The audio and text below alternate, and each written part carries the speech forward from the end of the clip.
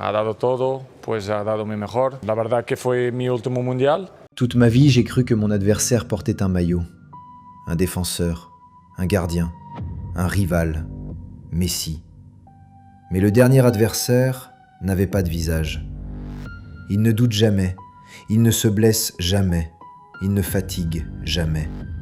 Il avance, chaque seconde, chaque saison, chaque Coupe du Monde.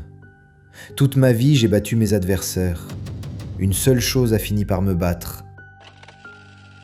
Le temps. Je suis né loin de tout, sur une île, Madère, là où le monde semble toujours commencer ailleurs. Ma famille n'avait presque rien. Mon père se battait avec ses propres démons. Ma mère travaillait sans relâche. Et moi, j'ai grandi avec une idée simple. Si je voulais changer ma vie, il fallait partir. Mais je n'avais ni argent, ni pouvoir, ni nom. Je n'avais qu'un ballon. Très tôt, j'ai compris que le football n'était pas seulement un jeu. C'était une sortie, une promesse, un moyen d'échapper à ce qui semblait déjà écrit. Je ne voulais pas seulement devenir joueur, je voulais gagner assez vite pour que la vie n'ait pas le temps de me rattraper. Nous sommes en 1997. Ronaldo est l'un des jeunes de 12 ans les plus prometteurs de Madère. Et il a une chance unique. Une séance d'essai au Sporting Lisbonne. Les recruteurs ont vu un petit garçon maigre, mais sur le terrain, il était fantastique. Et ils ont décidé de l'emmener à Lisbonne. Mais ce que Ronaldo ne savait pas à l'époque, c'est que cela allait être extrêmement difficile pour lui. On se moquait de lui à cause de son accent madérien. Il était seul, loin de sa famille et de ses amis, à seulement 12 ans. Peut-être était-il préférable de prendre l'avion pour retourner à Madère. Il a décidé de rester et de montrer à tout le monde à Lisbonne de quoi il était capable. Ses coéquipiers et ses entraîneurs étaient subjugués par sa mentalité d'entraînement. Quand je suis arrivé à Lisbonne, je n'étais pas encore Cristiano Ronaldo. J'étais un enfant trop maigre, trop sensible, trop loin de chez lui. Je parlais différemment. On se moquait de mon accent, on doutait de mon corps, on doutait de ma place. Alors j'ai décidé de construire quelque chose que personne ne pourrait jamais m'enlever. Mon corps. The most important thing is to have a routine, consistency, not obsession. Don't be like Cristiano, because Cristiano is crazy, okay. But 20%, 25% is too much. If you start today, you're gonna have benefits in the future. Doesn't matter the time. You want to live a good life? Yes. I like to drink. I like to eat burger. Okay. You're gonna pay the bill in the future. I think the most important is to find the balance. Sometimes I can eat hamburger or chips. Well, it doesn't matter. And it's important too for your mind. Sometimes I sleep 2 o'clock in the morning because last night I was in UFC. Yes. It's quality of life too. But the most important thing is the consistency. If you have consistency, you're gonna be good in the future or you're gonna be better than other ones. Si je n'étais pas le plus fort, je le deviendrais. Si je n'étais pas le plus rapide, je travaillerais jusqu'à l'être. Si je n'étais pas encore prêt, je ferais de chaque jour une avance sur les autres. Pendant que certains dormaient, je travaillais. Pendant que certains sortaient, je m'entraînais. Pendant que certains vivaient leur jeunesse, moi, je la transformais en discipline. Mon corps est devenu mon arme, pas seulement contre les défenseurs, pas seulement contre la fatigue, contre le temps. Parce qu'au fond, je croyais qu'avec assez de travail, on pouvait repousser n'importe quelle limite, même celle de vieillir. Puis il y a eu Manchester, le bruit, la lumière, les regards. Le monde a commencé à apprendre mon nom. L'année qui ont suivi, Ronaldo est devenu l'un des meilleurs joueurs de Manchester. Et lors de la saison 2006-2007, Man U a joué une saison extraordinaire. Et Ronaldo a changé par rapport à sa première saison. Il était physiquement fort maintenant, savait quand dribbler et quand passer la balle.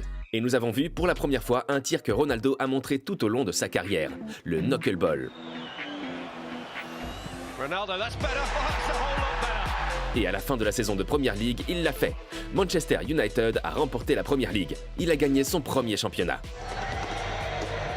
Puis Madrid, les buts, les records, les stades debout. Puis les titres, les ballons d'or, les nuits européennes, les finales. Pendant des années, on a raconté mon histoire comme un duel. Cristiano contre Messi. 2 numéros, 2 styles, 2 monstres, 2 façons d'être grand. What do you think of him, Messi, now? As you both head to maybe your last World Cup. As a football player, Yeah, and as a person. amazing. Player is magic, top. As a person, we share the stage 16 years. Imagine, 16 years we At the highest level. we share. So I have great relationship with him. Et le monde voulait choisir, lui ou moi. Mais pendant que les gens comparaient nos buts, moi, je sentais autre chose. Je ne courais pas seulement après Messi. Je ne courais pas seulement après les trophées. Je courais contre quelque chose de plus silencieux. Chaque saison au sommet était une victoire. Chaque blessure évitée était une victoire. Chaque année où je restais là, tout en haut, était une réponse. On croyait que mon rival portait le numéro 10, mais mon véritable adversaire n'a jamais porté de maillot. C'était le temps. À la 10e place, il est le meilleur buteur de l'histoire du Real Madrid. À la 9e place, il est le meilleur buteur de l'histoire de la Ligue des Champions avec 140 buts. À la 8e place, il est l'unique joueur à avoir inscrit 8 triplés en Ligue des Champions. À la 7e place, il est le seul joueur à avoir marqué lors de 5 Coupes du Monde. À la 6e place, il a été 6 fois meilleur buteur de la Ligue des Champions. À la 5e place, il est le seul meilleur buteur de l'histoire de la sélection portugaise avec 123 buts. Et c'est également le joueur le plus capé du Portugal avec 200 matchs. À la 4e place, c'est le footballeur le plus influent de l'histoire du football. On a pu le voir avec ses différentes célébrations qui ont fait le tour du monde. Même Lionel Messi avait reproduit une ancienne célébration de lui à Manchester United. À la 3e place, il est le plus vieux buteur de l'histoire de la Ligue des Champions. À la 2e place, il est le meilleur passeur de l'histoire de la Ligue des Champions. C'est juste incroyable. À la 1re place, tout le monde se moquait de lui dernièrement. C'est le seul joueur à avoir marqué 13 coups francs en Ligue des Champions. Au début, les records libèrent. Ils prouvent que tu avais raison. Ils disent au monde « Regardez, je l'ai fait ». Mais à force d'en battre, les records deviennent une prison. Parce qu'un but ne suffit plus. Il en faut un autre, puis encore un autre. Une saison incroyable devient normale. Une performance historique devient attendue. Un trophée ne ferme rien. Il ouvre seulement une nouvelle obligation. Prouver encore, gagner encore, marquer encore, rester encore. Les gens pensaient que j'étais obsédé par les chiffres. Mais les chiffres n'étaient qu'un langage. Ils disaient une seule chose. Je suis encore là, encore capable, encore dangereux, encore vivant dans ce jeu. À force de battre le monde, j'ai fini par devenir prisonnier de l'image que j'avais créée. Cristiano ne pouvait pas ralentir. Cristiano ne pouvait pas vieillir. Cristiano devait toujours répondre. Alors je répondais, encore et encore. Parce que tant que je marquais, le temps semblait attendre. Puis un jour, il y a des signes. Pas des grands signes, pas des choses que le public voit tout de suite. Juste 1/10 de seconde. Un ballon qui part un peu trop loin. Une accélération qui demande plus d'efforts. Une récupération plus longue. Un muscle qui rappelle qu'il existe. Un genou qui parle, avant même que la tête décide. Au début, tu refuses de l'entendre. Tu te dis que c'est passager, que tu vas travailler plus, dormir mieux, manger mieux, t'entraîner plus fort, parce que c'est comme ça que tu as toujours répondu. Mais il y a un moment où le corps ne dit plus simplement oui. Il discute, il calcule, il négocie. Le corps qui avait été mon arme commençait à me rappeler qu'il n'était pas éternel. Pas encore une défaite, mais un avertissement.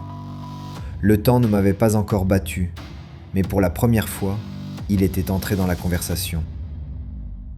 De corpo e alma na seleção, temos objetivo de ganhar esta competição. O grupo está blindado. E aproveito já para terminar, mesmo os próximos jogadores, quando vier à seleção, não perguntem sempre do Cristiano. Podem ajudá-los a fazer perguntas do Mundial, da expectativa que eles têm. Il me manquait un trophée, un seul, la Coupe du Monde. Pas parce qu'elle effaçait tout le reste, pas parce que ma carrière n'existait pas sans elle, mais parce qu'elle avait quelque chose de cruel. Elle ne revient pas quand tu veux. Une Ligue des Champions revient chaque saison. Un championnat revient chaque année. Un record peut tomber à tout moment. Mais une Coupe du Monde ne revient que tous les 4 ans. Et 4 ans, dans une carrière de footballeur, ce n'est pas une attente, c'est une vie entière. Quand tu perds une Coupe du Monde, tu ne perds pas seulement un match. Tu perds une version de toi-même. celui que tu étais à 21 ans, celui que tu étais à 25 ans, celui que tu étais à 29 ans, celui que tu étais à 33 ans, celui que tu étais à 37 ans. À chaque fois, tu peux te mentir un peu. Tu peux te dire « dans 4 ans ». Mais cette phrase devient plus lourde, parce que dans 4 ans, tu ne seras plus le même. Ton corps ne sera plus le même. Ta vitesse ne sera plus la même. Ton rôle ne sera plus le même. Le monde peut encore croire à ton nom, mais le temps, lui, connaît ton âge. Te voy a ser sincero, independientemente de lo que pase mañana, saldrá de aquí Cristiano con la conciencia tranquila, pero no 100%, 1000. ¿Sabes por qué? Porque la vida en el fútbol me ha dado todo lo que tenía. Mi pasión, mi querer jugar esos tantos años, no fue por necesidad, como tú sabes. Gracias a Dios estoy muy bien de la vida, pero es la pasión. Yo juego en la selección y en los clubes porque me encanta jugar fútbol, ¿sabes? Pase lo que pase mañana, estaré feliz, ¿sabes? No puedo poner presión a mí mismo, llegar al final de mi carrera y saber que tienes que ganar, tienes la obligación de ganar. No, sea lo que Dios quiera, ¿sabes? Puis arrive le moment que personne ne veut vraiment regarder. La dernière chance. Pas officiellement peut-être, pas dans les mots, mais dans le silence. Tu le sais. Tu regardes le terrain différemment, tu écoutes l'hymne différemment, tu sens le maillot différemment. Parce qu'au fond de toi, tu comprends que certaines portes ne restent pas ouvertes éternellement. Toute ma vie, j'ai cru que le travail pouvait répondre à tout. Plus d'entraînement, plus de discipline, plus de sacrifices, plus de buts. Mais il existe une chose qu'aucun entraînement ne rattrape. Le calendrier. Quand le coup de sifflet arrive, ce n'est pas seulement un match qui se termine. C'est une phrase que tu ne peux plus prononcer. Dans 4 ans. Parce que cette fois, 4 ans, ce n'est plus une promesse. C'est une distance impossible. Et là, tu comprends. Tu n'as pas seulement perdu une compétition, tu as perdu la possibilité de recommencer. Toute ma vie, j'ai repoussé la fin. Mais ce jour-là, la fin ne reculait plus. Bueno, normal, triste por salir así del Mundial, pero como ha dicho ayer en la conferencia de prensa, ha dado todo, pues ha dado mi mejor y salgo de conciencia tranquila. No, este es el fútbol, esta es la vida de un futbolista, a veces se gana, a veces se pierde y hay que seguir. La verdad que fue mi último Mundial, sí, pero lo demás... Tendré tiempo para pensar, estar con mi familia, no decidir las cosas de cabeza caliente y seguir la vida. Bueno, no. Des ballons d'or, des soirées de Ligue des Champions, des célébrations, des stades qui criaient mon nom. On dira que j'ai voulu être le meilleur, que j'ai voulu gagner plus que les autres, que j'ai voulu prouver encore et encore. Et c'est vrai. Mais ce n'est pas toute l'histoire. Au fond, je n'ai jamais seulement couru après les trophées. J'ai couru après du temps. Encore une saison, encore un match, encore un but, encore une chance. J'ai fait de mon corps une arme, de ma discipline une religion, de mes records une armure. Parce que je savais, même si je refusais de l'admettre, que tout finit par passer. La jeunesse, la vitesse, la force, la lumière. Même les plus grands noms deviennent un jour des souvenirs.